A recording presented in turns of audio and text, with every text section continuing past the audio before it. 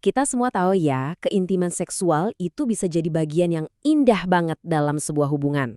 Tapi, seringkali justru disinilah muncul banyak konflik dan salah paham.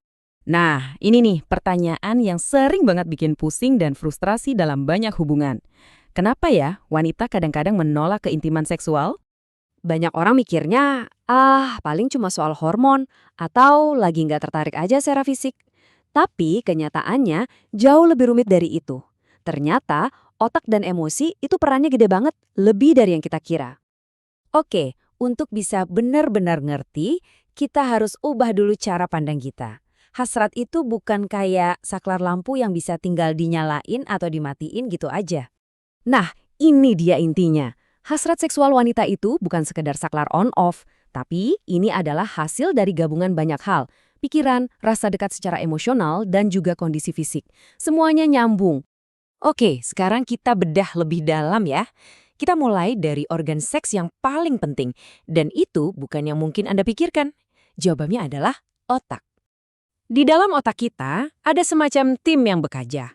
Ada korteks prefrontal, ini CEO-nya, yang mikir dan menilai situasi.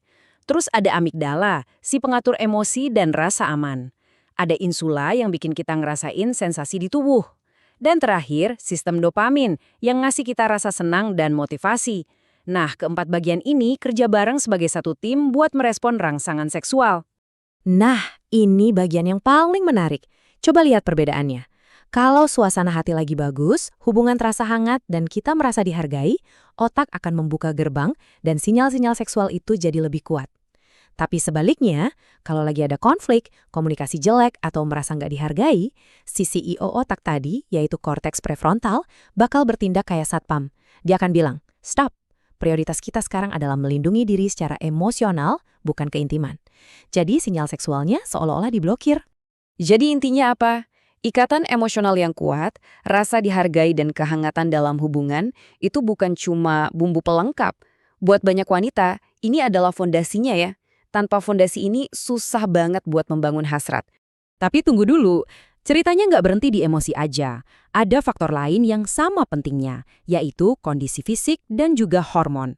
Yuk kita lihat. Coba bayangin deh, kalau seseorang punya penyakit kronis, itu bisa ngaruh banget. Pertama, citra diri bisa jadi negatif. Kedua, pasti capek banget kan? Energi habis buat ngelawan penyakit.